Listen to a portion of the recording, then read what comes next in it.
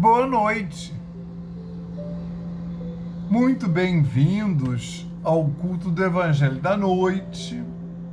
Desta feita é o culto do dia 11 de abril de 2024 e nós vamos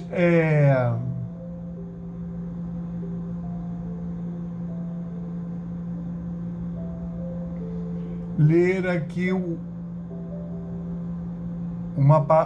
como fazemos sempre, uma página de abertura, que é para fazer uma sintonia, né?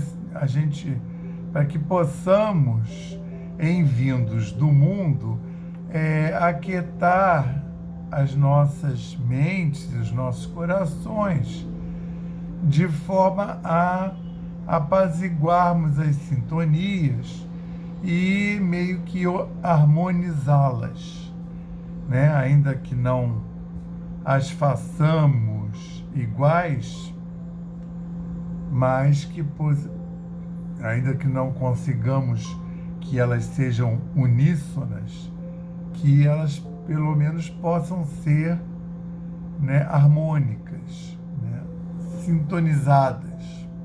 E aí, para fazer isso, hoje eu vou usar esse livrinho aqui, que ele é muito conhecido. Olha, é o livro Fonte Viva, muito usado na abertura de reuniões, e é a lição, vou lhe dizer mais, 162. Vou botar aqui uma luz para me ajudar a ler. E essa lição tem o nome de Dentro da Luta.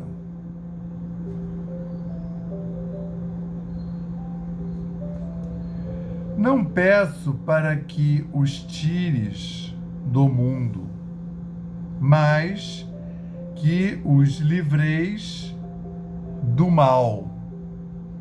Isso é Jesus em João, capítulo 17, versículo 15. Não peças o afastamento de tua dor. Roga forças para suportá-la com serenidade e heroísmo, a fim de que lhe não percas as vantagens do contato. Não solicites o desaparecimento das pedras de teu caminho e insiste na recepção de pensamentos que te ajudem a aproveitá-las. Não exijas a expulsão do adversário. Pede recursos para que a elevação de ti mesmo, a fim de que lhe transformes os sentimentos. Não supliques a extinção das dificuldades. Procura meios de superá-las, assimilando-lhes as lições. Nada existe sem razão de ser. A sabedoria do Senhor não deixa margem à inutilidade. O sofrimento tem a sua função preciosa nos planos da alma, tanto quanto a tempestade tem o seu lugar importante na economia da natureza física. A árvore, desde o nascimento, cresce e produz, vencendo resistências. O corpo da criatura se desenvolve entre perigos de variada espécie. Aceitemos o nosso dia de serviço, onde e como determine a vontade sábia do Senhor, apresentando os discípulos ao Pai Celestial. Disse o Mestre: não peço que os tires do mundo, mas que os livreis do mal. A terra tem a sua missão e a sua grandeza. Libertemo-nos do mal que opera entre nós próprios e receber-lhe-emos o amparo sublime, convertendo-nos junto dela em agentes vivos do abençoado reino de Deus. Graças a Deus. Bonito, né? Ai, graças a Deus e graças ao Cristo de Deus e graças ao Espírito Santo de Deus, graças ao nosso patrono São Francisco de Assis, às egrégoras da Aliança da Fraternidade do Evangelho da Noite, aos nossos guias, mentores, protetores, individuais e de família, nós aqui estamos mais uma vez aos pés do Cristo para realizar o culto do Evangelho da noite de hoje, que é o dia 11 de abril de 2024. Queremos agradecer toda a semana que recebemos desde o último culto, agradecer o amável convite para realizar esse culto e agradecer porque efetivamente estamos usufruindo do convite. Que esse culto possa trazer a reenergização dos nossos lares, a reharmonização dos nossos lares, possamos ser visitados pela caravana do Evangelho da Noite, que possamos abrir nossas portas e janelas, mentes e corações à visita dessa pleiade, dessa egrégora do Evangelho da Noite nos nossos lares, para que possam ser sanitizados, reharmonizados e reenergizados. Que possamos levar daqui mais esse ensinamento para dividir com todos esses nossos irmãos que caminham junto conosco nessa senda contemporânea. Que possamos, Senhor, ser as antenas para que essa luz possa chegar até os lares das nossas vizinhanças, os lares da nossa família, da nossa família consanguínea e harmônica, espiritual, assim como o nosso ambiente de trabalho e os outros ambientes onde circulamos. Graças a Deus, dá-nos então, Senhor, a permissão para dar por iniciado o culto do Evangelho da noite de hoje, dizendo o lema da nossa casa: paz e fraternidade, e o lema de Francisco: paz e bem, graças a Deus. Depois de fazer a oração, me sinto tão leve, tão relaxado. Acho que essa oração de abertura, ela já dá uma reharmonização boa, né? Ela já vai.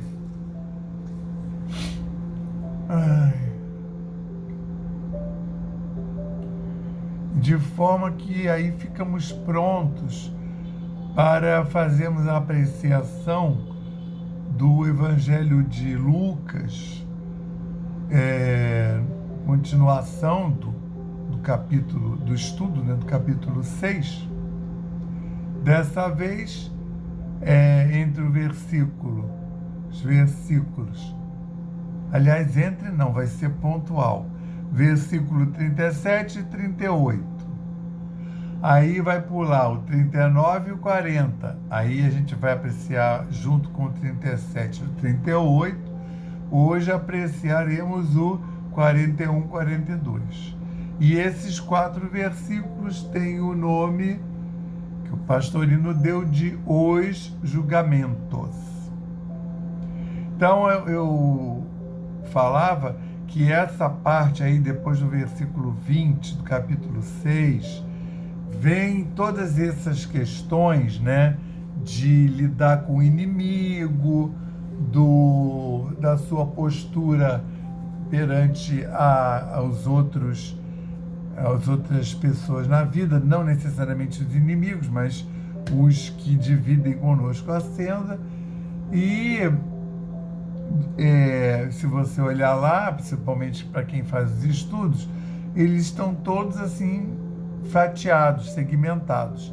Para vocês terem uma ideia, os próximos 2 estudos, os próximos 2 cultos, vão ser o capítulo 6, versículo 39, e depois no outro, capítulo 6, versículo 40, que são os 2 versículos que estão faltando aqui entre o 38 e o 41 do estudo de hoje, que tem o nome de Os Julgamentos. Então, o Pastorino faz essa divisão de estudo, né? Chamando a atenção, sempre jogando um foco para cima da mensagem que está sendo passada ali.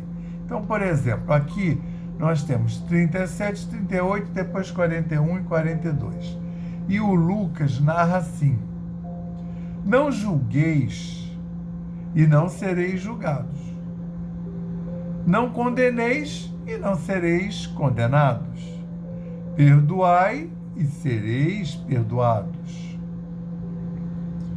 Dai a vós, dai e vos será dado.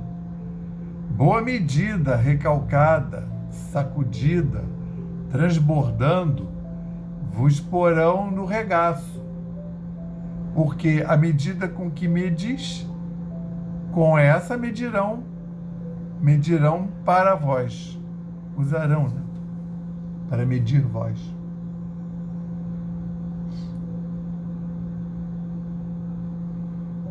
Aí 41, 42. Por que vês o cisco no olho do teu irmão, mas não percebes a viga que está no teu? Como poderás dizer a teu irmão, entre aspas, deixa-me tirar, irmão, o cisco do teu olho, fecha aspas, se não vês a viga que está no teu? Hipócritas! Tira primeiro a viga do teu olho, e então enxergarás bem para tirar o cisco que está no olho de teu irmão. Esses são os julgamentos, tá? Não foram só o Lucas e o Mateus que registraram essa passagem, tá? E em Mateus está no capítulo 7, versículos 1 a 5. Não julgueis para que não sejais julgados, porque com o juízo com que julgardes, sereis julgados, e com a medida com que tiverdes medido, vos hão de medir a vós. E por que reparas tu no argueiro que está no olho do teu irmão, e não vês a trave que está no teu olho? Esse tema é mais conhecido, né? O argueiro, né? O Pastorino traduziu como o cisco, né? e não vês a trave. Por que reparas tu no argueiro que está no olho do teu irmão e não vês a trave que está no teu olho? Ou, como dirás a teu irmão, deixa-me tirar o argueiro do teu olho, estando uma trave no teu? Hipócrita, tira primeiro a trave do teu olho, e então cuidarás de tirar o argueiro do olho do teu irmão. O argueiro sendo uma coisa menor, tá? Porque o Pastorino traduziu como o cisco, né? Quer ver? Cisco. Essa palavra aí que a maioria bota argueiro. De que ele está falando, né? Agora ele está falando, ele vem falando, a partir do versículo 20, na verdade, de uma postura do mundo. Então, repara, a religião antiga dos hebreus, que é o Velho Testamento, ela tem uma observância muito grande em atos externos, né? Em se você foi à sinagoga, em se você rezou, e aí eu, para dizer que eu seguia a religião, eu ia para a porta da sinagoga e rezava na escadaria da sinagoga, inclusive até de costas para a sinagoga, rezava em voz alta ali, para todo mundo ver que eu estou rezando, né? E aí, se eu estou me reparando, compadecendo de algum erro, eu até sujava minha cara com cinza, com carvão, passava assim, para dizer que eu estou sofrendo muito, que eu nem estou cuidando da aparência, nem tomei banho, que eu estou mal, né? Como se você fizesse uma maquiagem hoje em dia, você fosse fazer uma...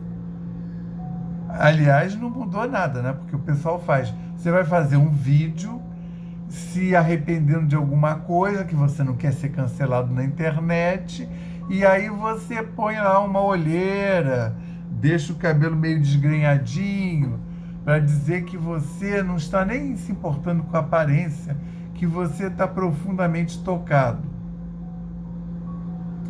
E aí ia lá para a porta lá da sinagoga, rezar em voz alta, né? Então, isso eu estou dando exemplo, tá? Mas muitas outras atitudes, né?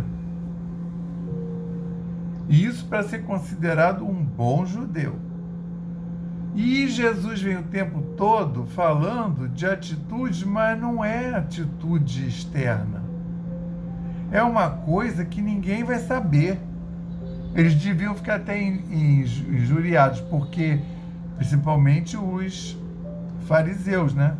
Que eram os que faziam essa observância assim com maior zelo.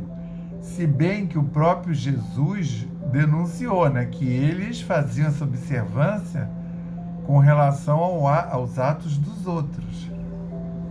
Não eram tão severos consigo mesmos, entendeu? E a religião era muito feita dessas obrigações, vamos botar assim.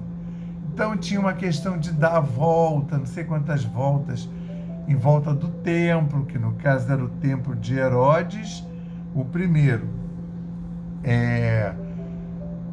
Ou então também valia para o segundo, mas lembrando que depois que Jesus fez a passagem, o segundo também foi destruído. Então eram 600, se não me engano, 619 preceitos para que você tinha que cumprir para você ser um bom judeu. E aí, mas eles eram todos em termos a observâncias, obrigações de atos externos que você fazia fisicamente. Mas se você fazia aquilo gerando uma onda de ódio para o teu irmão, de má vontade, né? E como Jesus também denuncia, né? Vocês são tão assim obedientes à lei, falando diretamente para os fariseus. que vocês criaram aí um desses preceitos, que é o Corban. Se você, porque lá nos 10 mandamentos, um deles é honrar pai e mãe, tá? Honrar pai e mãe, que é esse problema das palavras, da tradução, o pessoal fala, mas eu honro. A pessoa pensa que é uma coisa que é abstrata, que é a honra, né? É não deixar falar mal do pai e da mãe, né? E você mesmo falar bem, não deixar os outros falarem mal. Mas o honrar pai e mãe é cuidar do seu pai e da sua mãe até o último dia de vida deles, né? Lembrando que não tinha aposentadoria e INSS, e era para isso que as pessoas tinham filho. Era para isso que as pessoas constituíam família e tinham filho. Mas se o cara lá, por algum motivo, não gostava do pai e da mãe, acha que eles os tratou mal, aí tinha o Corban, que era o seguinte: você pegava e dava o dote pro templo, que no caso é a sinagoga, e você estava desobrigado até de amparar o seu pai e sua mãe. E esse voto aí, o Corban, você não podia se arrepender não, depois que deu. Mas você estava desobrigado. Estava desobrigado por quem? É pelo pessoal lá que criou esse preceito mesmo lá do templo. Mas esse negócio é dos 10 mandamentos, que veio direto de Deus entende? Isso não é coisa inventada por homem. Isso aí veio de Deus. Então, assim, os caras passavam por cima de Deus. Eles faziam umas leis e eles observavam mais. Aí Jesus denuncia, quando Jesus denuncia, mas olha, mas vocês são tão crentes, seguem tanto, mas vocês criaram uma coisa que desobriga, né? Desobriga um mandamento de Deus, da lei de Deus, recebido lá, né? Pelo decálogo lá. E aqui continua, então, a partir do versículo 20, ele vem mostrando assim, como é que você deve proceder com seus inimigos, como é que você deve proceder no mundo com as pessoas, na interação das pessoas, né? Com relação aos seus bens materiais. E aqui é uma postura que ninguém vai ficar sabendo. Esses 4 versículos, eles tratam de disposições mentais. E que eu diria que eu sublinharia essas disposições, principalmente para os espíritas, tá? Todos os que têm religiões julgam, mas é mais dramático com espíritas, exatamente no que creem, né? Na reencarnação. Porque não julgueis e não sereis julgados. Mas ele não está falando quem? Quer dizer, não julgueis, não está falando de ninguém. O seu vizinho, aquele parente difícil. Não julgueis e não sereis julgados. Não sereis julgados por quem? Também não está falando. Não condeneis e não sereis condenados. Perdoai e sereis perdoados. Repara, é uma postura no mundo. Não está falando de nenhum caso específico. Não é, mas você está falando de uma querela judicial que eu vou entrar na justiça. Isso é com você, sua mente que vai te esclarecer quando você chegar lá nesse nível, tá? Não é mágico. Dai e vos será dado. Boa medida, essa parte aqui o povo lê e não entende muito. Boa medida, recalcada, sacudida, transbordando, vos porão no regaço. Porque a medida com que medis, com essa medirão, usarão para medir-vos, né? Então, o que é isso aqui? É aquela medida boa, né? antigamente, quando você ia na mercearia, não tinha as coisas em saquinhos de 1 quilo. Feijão, arroz, lentilha, etc. Não era ensacado. Vinha num saco de 60 quilos, e aí você ia na mercearia e tinha uma pá, uma colher ou pá medida, tá? Tinha, dependendo do lugar, você tinha a medida. Tinha medida lá de 1 quilo, medida de 2, né? Mais modernamente, que aí o pessoal da antiga vai lembrar, aí já tinha a balança, aí você botava o saco, você não, o dono da venda, e ele ia jogando com essa pá, botava lá um contrapeso de 1 quilo, e aí ele ia jogando feijão aqui nesse saco, né? O quilo tá lá pesando lá embaixo. Aí o saco ia pesando, e quando os dois pratos da balança se igualassem, eu tenho então 1 quilo. Aí ele tinha peso de 1 quilo, 1,5 quilo, 1,250 kg. E era comum, quando era para freguesa, ele pegava assim, e aí ele botava um pouco mais. Aí a freguesa até via que o saco de feijão tinha um pouco mais, ele pesava um pouco mais do que 1 quilo. Porque o cara era seu conhecido, você estava dando preferência em comprar lá com ele te dava uma lambuja, e que é isso aqui, que é boa medida, usar a boa medida, recalcada, né? Recalcada, sacudida, né? Para poder assentar tudo e caber mais, transbordando-vos, né? Transbordando-vos, porão no regaço, né? Te darão, colocarão para você, te servirão. Entendeu? E aí, é isso que ele quer dizer com essa passagem aí.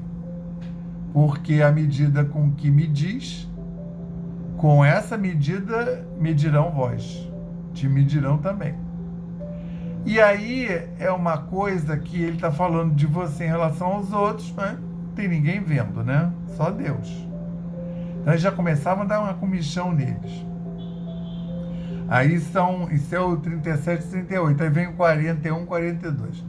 Por que vês o cisco no olho do teu irmão, mas não percebes a viga que está no teu?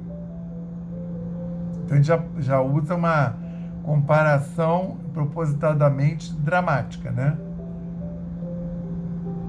Como poderás dizer a teu irmão, entre aspas, deixai-me tirar, irmão, o cisco do teu olho, se não vês a viga que está no teu?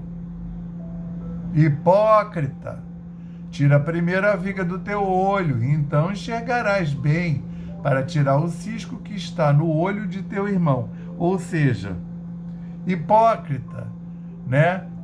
Olha para você primeiro, né? Com igual apuro, ou diria até maior, do que esse olhar que você está lançando sobre seu irmão. Então, que não tem sentido você ficar apontando erros no seu irmão, sendo que você os tem maior. Você tem erros maiores, né? Erros maiores. Tanto da mesma, quando ele fala do cisco no olho ou a trave, ele está falando até do mesmo erro, da mesma falta, né? Que você acomete maior. Mas podem ser coisas em diferentes campos. Então ele está conclamando-nos a ter uma outra atitude perante o nosso irmão. E aí, por que eu disse que isso é especialmente caro aos espíritas? Porque ele está falando, na época, ele está falando ali para todo mundo e dando um exemplo das pessoas encarnadas. Mas, assim, nós espíritas, a gente sabe que ainda é pior, né? Você não pode mesmo falar nada porque você não sabe de nada. Aquilo que está acontecendo ali na tua frente, que tem alguém fazendo errado, né? Procedendo esquisito, procedendo errado, é uma coisa que você está avaliando ali, está vendo essa encarnação. Mas, assim, vamos lembrar que ele está falando isso para a individualidade, ele está falando isso também para tomar como dimensão o teu espírito, a tua alma. Lembrando que você vai ficar chamando a atenção de erros dessa personalidade que você está conhecendo, mas você não sabe se a tua individualidade já teve personalidades que cometeram erros maiores. Inclusive, assim, se alguém está fazendo, que foi o alvo de estudos atrás, se alguém está fazendo alguma coisa errada com você, dá como é que chama? O benefício da dúvida. Porque você não sabe, de repente você já fez pior para essa pessoa, aquilo pode ser um resgate. Então, para espíritas tem essa outra dimensão, esse outro nível, né? Que não é só o que está acontecendo ali. Então, eu costumo usar o seguinte termo comparativo. A gente não tem ideia do que tem que do que nós temos que nos debruçar sobre a nossa personalidade, sobre os nossos erros, esses que a gente comete com frequência, os nossos vínculos errados. A gente sabe, até, claro, suspeita que tem que melhorar ali, que ali é que está, né, a minha pedra de tropeço, mas a gente não tem certeza, né, da gente com a gente mesmo, né? Eu sempre falo isso também, que Deus, né, a espiritualidade, os anjos da guarda, possam mostrar para mim o que eu devo trabalhar, o que em mim é mais necessitado, né, de transmutações, e que eu possa efetivamente me debruçar sobre esses aspectos menos ditosos e transformá-los em coisas menos desviadas, menos desarmônicas, né? Ou até solucionar, graças ao bom Deus, né? Reharmonizar, solucionar de forma ditosa. Então o que Jesus está falando? Você não tem autoridade para julgar nada.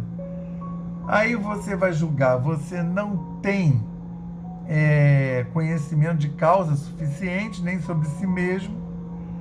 Enfim, e também você julgar ou não julgar não faz diferença nenhuma, porque o irmão tem lá as querelas dele, ele é que tem que trabalhá-las, não vai ser você que vai lá falar isso, né?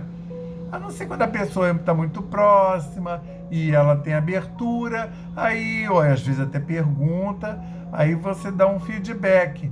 Mas do que a gente conhece, não costuma funcionar. A pessoa, ou ela nega, não, que isso, você que acha isso. Não, isso aí, né, usa para você que está achando isso. Eu sou maravilhoso, não cometo erro nenhum. Ainda corre o risco de ouvir isso, né? Vai brincando. E aí, se destitua dessa posição. Ou você tem que ser o observador de você mesmo. Você tem que trabalhar, sim, a sua trave no olho, o seu cisco. Você tem que trabalhar, e cada um de nós, as suas próprias querelas. Você não tem que ficar prestando atenção nos erros do vizinho, porque os erros do vizinho, o vizinho que vai responder por eles, não é você. E isso vale para filho, filha, marido, pai, mãe, irmãos. Porque às vezes pode ser angustiante, né? Você vê a pessoa lá dando cabeçada, né? E você não pode efetivamente fazer nada, a não ser adverti-la, né? Assim mesmo com jeito, não no sentido inquiridor, acusador. Então, hoje, porque o espírito é danado, né? Ah, fulano, olha, o cego. Já pensou? O que ele fez com essa visão na outra encarnação? Ih, fulano é surdo. Já pensou que ele fez ouvindo na outra encarnação? E assim, não pensei nem vou pensar, porque eu não tenho a menor ideia de saber se aquilo ali é uma coisa até de missão. Como é que você vai saber e decretar que é de expiação, né? Então agora nós vamos serenar nossas mentes e passar para o nosso passe fluídico terápico, quando vocês vão se colocar de forma, fisicamente falando, né?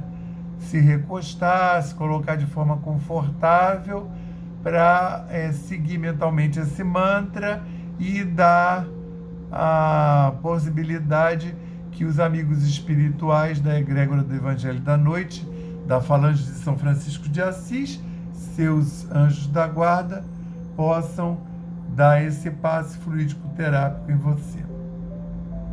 Elevemos mais uma vez os nossos pensamentos ao Pai e confiemos. Nós pedimos ao Cristo para que possam os nossos amigos espirituais, juntamente com os protetores de cada um aqui presente, realizar através deste passe fluídico terápico o tratamento particularizado de acordo com as necessidades que cada um apresenta. Que seja suavemente depositado em nosso corpo fluídico, mental e físico o remédio advindo das camadas superiores da vida, tão bem preparados por corações amorosos para nos atender.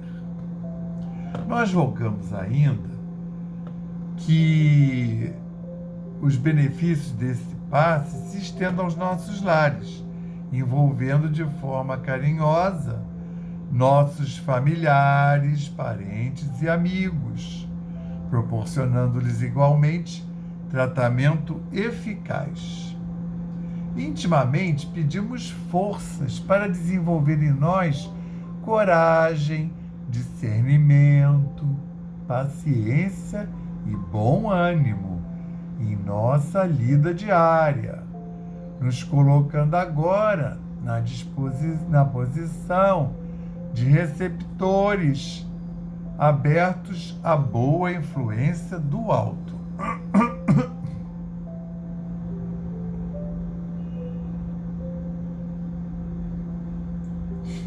Alentando a nossa consciência de que somos seres oriundos e viventes no universo de Deus.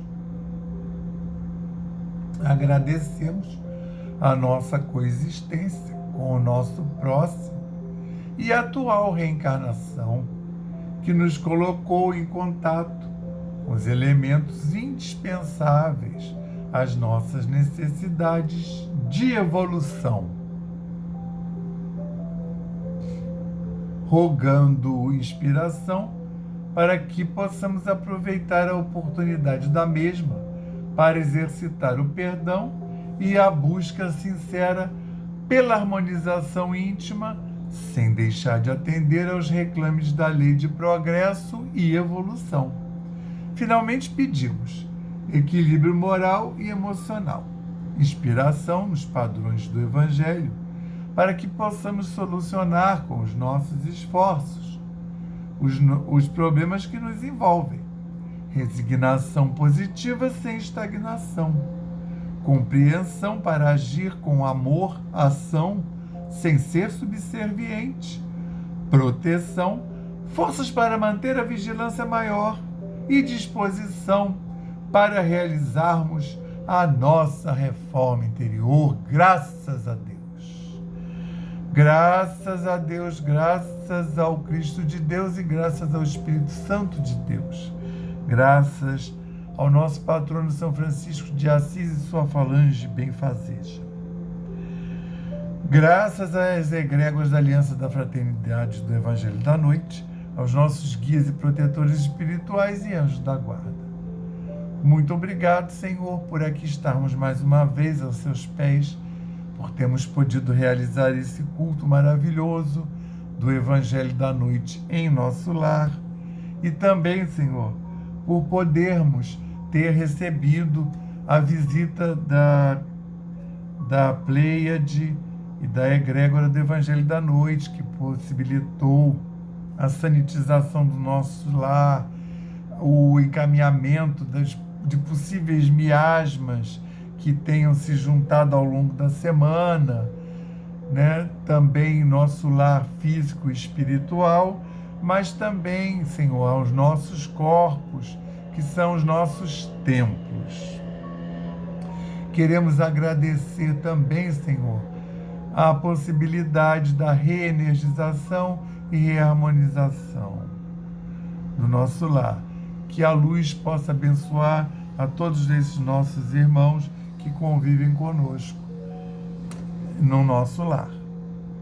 Que possamos mandar um quanto de energia para essa humanidade encarnada e desencarnada, para Gaia, o planeta Terra, com os seus aspectos mineral, vegetal, animal, biominal, que somos nós outros, que possa também, Senhor, envolver todos os líderes espirituais e todos os líderes materiais desse nosso planeta complicado, né? Passando por momentos complicados, revolucionários e revoltosos. Que possamos, Senhor, mandar esse pequeno balde de vibrações altíssimas para contribuir para a reenergização e a reharmonização do planeta. Jesus Cristo, envolve-nos agora, hoje e sempre, e nós vamos fazer 30 segundos de silêncio para que possamos botar as nossas demandas.